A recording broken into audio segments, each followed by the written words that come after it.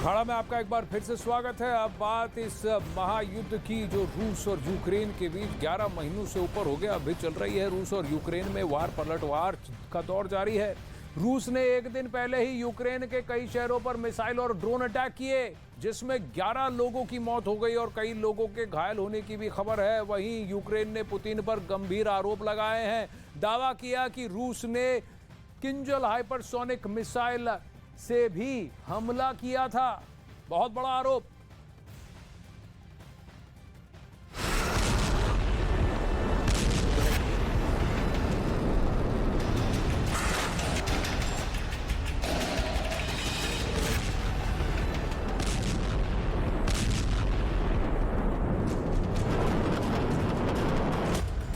Ukraine पर Putin ने बरसाई मौत।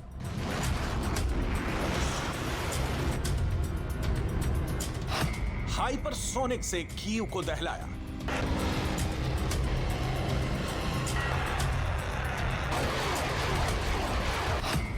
कीव को पहरेदार ने बचाया।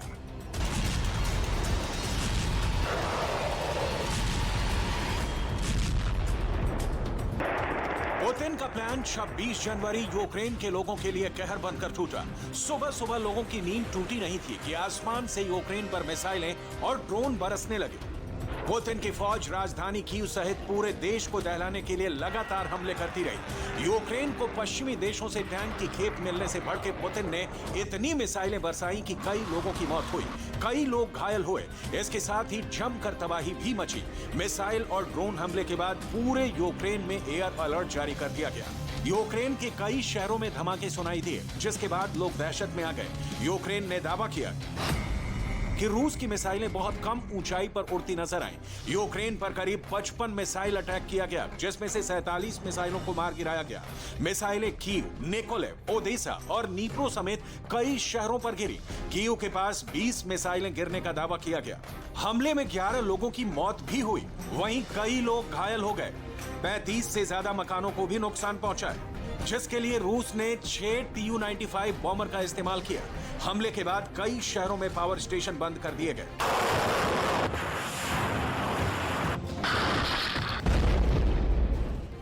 लेकिन यूक्रेन के एक दावे ने तो कई देशों के होश उड़ा दिए हैं, जिसका डर ज़ेलेंस्की, बाइडेन सहित कई देशों को था। पुतिन ने बदले की आग में वो कर दिखाया। यूक्रेन के शीर्ष सैन्य कमांडर जनरल वालेरी ज़ालुझनी ने इसे लेकर कई दावे किए।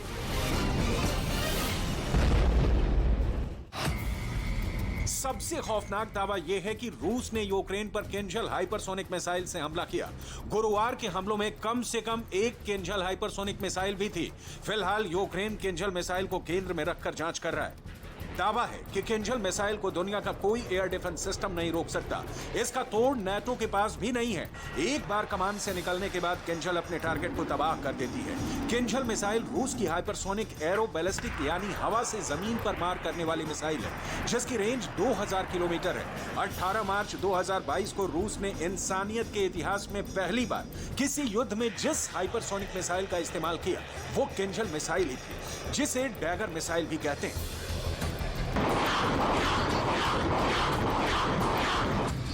रूस ने यूक्रेन पर हमले में ईरान के आत्मघाती ड्रोन शाहिद 136 का भी इस्तेमाल किया, जो कीव को कई बार जख्मी कर चुका है। कहा जाता है कि अब तक जंग में जितनी चोट शाहिद 136 ड्रोन ने यूक्रेन को पहुंचाई, दूसरे किसी और हथियार ने नहीं दी।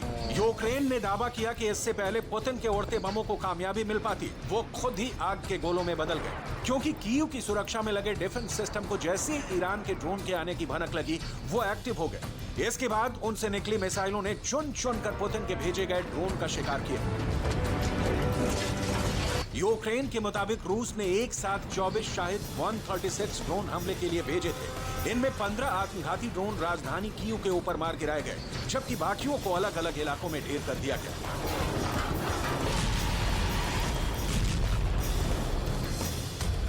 ताबड़तोड़ हमलों के बाद यूक्रेन में लोगों की परेशानियां बढ़ गई हैं।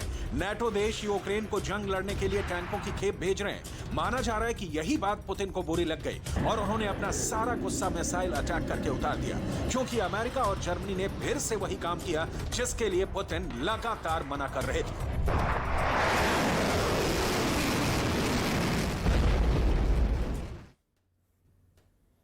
और पिछले 24 घंटों में रूस ने यूक्रेन के खिलाफ धुआं प्लान बनाया है, जिसका असर ये हुआ कि यूक्रेन के कई प्रांतों में पिछले 24 घंटे से हाहाकार मचा हुआ है।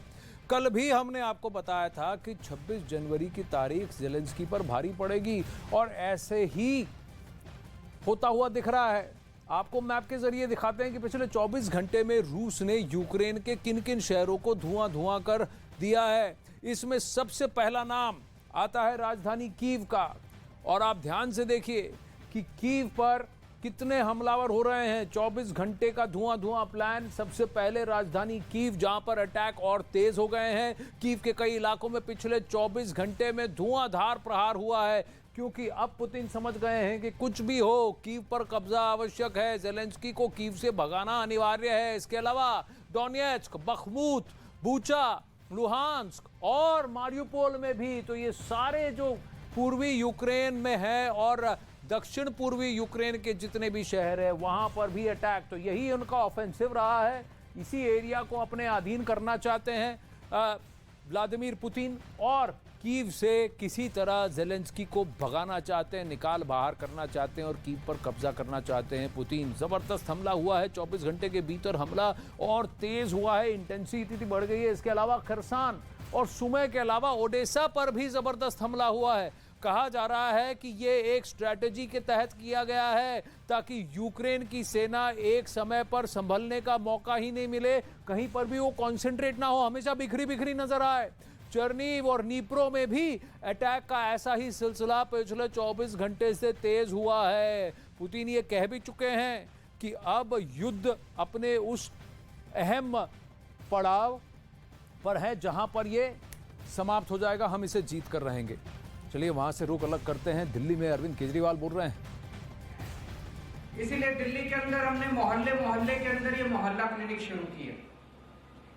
इसमें डॉक्टर फ्री, इलाज फ्री, दवाइयां फ्री, टेस्ट फ्री, कुछ नहीं पूछा जाएगा।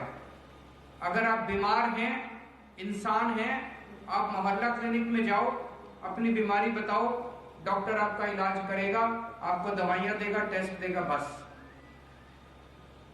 दिल्ली में हम लोगों ने मोहल्ला क्लिनिक चालू किए, इसका काफी अच्छा नतीजे आए, लोगों में बहुत इसका उत्साह था। तब हमने पंजाब के चुनाव में ये ऐलान किया था कि हमारी सरकार बनेगी तो पंजाब में भी हम ऐसे ही मोहल्ला क्लिनिक बनाएंगे, क्योंकि पंजाब और दिल्ली के अंदर लोग आते जाते रहते हैं बहुत। जो पंजाब के लोग थे, उन्होंने दिल्ली में जाके देखा था कि ऐसे मोहल्ला क्लिनिक बने हैं, बहुत अच्छे हैं, बड़ी सुविधा मिल रही है लोगों को। तो यहाँ भी पंजाब के लोगों ने डिमांड की कि अगर आपकी सरकार बने तो आप ऐसा करना। न्यूज़ 18 इंडिया की web series FIR number 208 streaming सून।